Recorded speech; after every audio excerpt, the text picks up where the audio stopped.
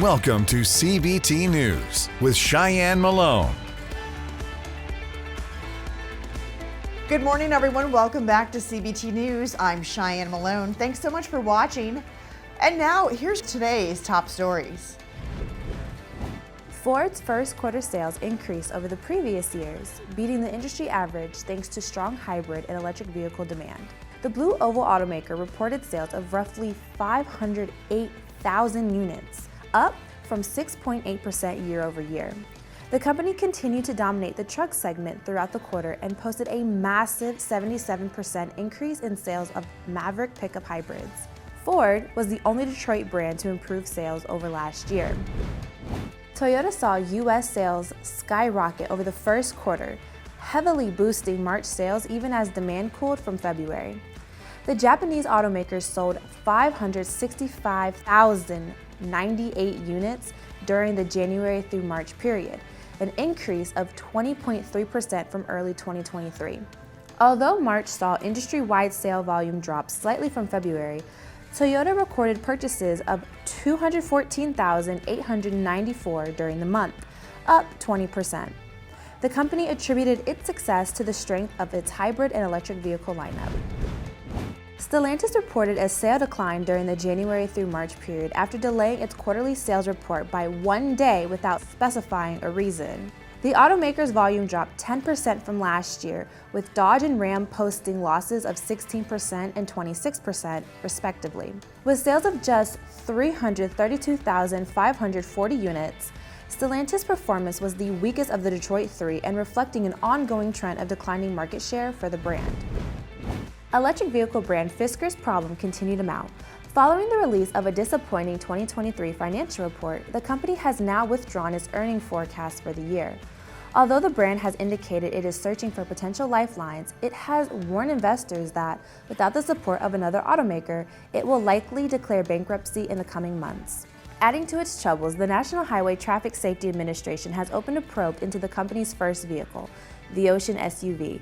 Federal officials say they received 14 complaints of defective door latches, which remained locked despite emergency overrides. Don't go anywhere. We'll be right back with Eric DeMont, global product designer at Urban Science, to discuss how modern technology is aiding dealers in improving long-term sales, profitability, and customer retention. CBT News is expanding its reach like never before and is launching in over 70 million broadcasting households. Whether you have Roku, Apple TV, or a mobile device running on Android or iOS, you can now enjoy our engaging, in-depth interviews with dealers, automakers, trade associations, best-selling authors, motivational speakers, and so much more, whenever and wherever you are. Simply search CBT News in the App Store of your smart TV.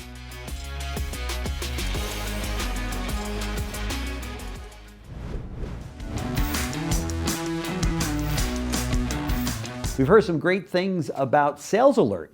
Does Urban Science, I guess that's the product that you guys have got that we're hearing so much about, does Urban Science have any other solutions that use defection data to help dealers optimize operations?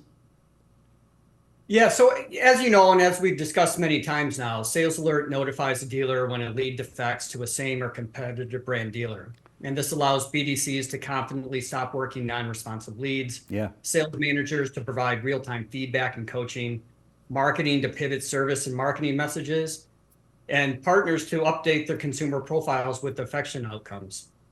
Synergistically, those Traffic View, our solution that we're talking about today, delivers aggregated insights using that same rich defection data set.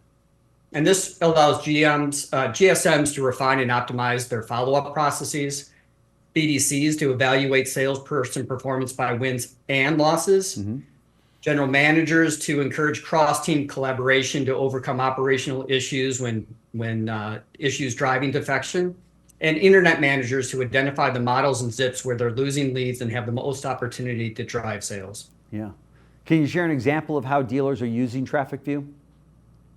Yeah, I'm happy to. In fact, we're just putting the finishing touches on a case study we did with Motor City Buick GMC out in Bakersfield. Okay. That highlights some of their recent initiatives that were informed by insights from Traffic View.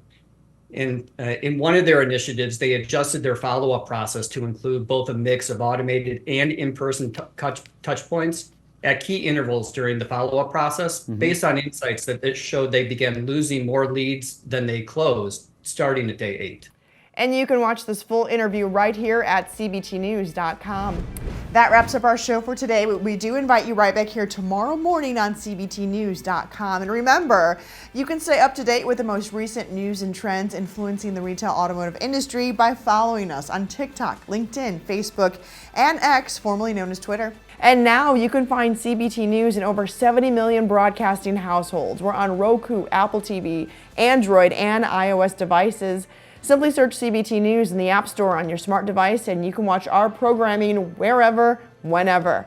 I'm Cheyenne Malone. Thanks so much for watching. You have a good one. CBT News, your #1 resource for auto industry news and content.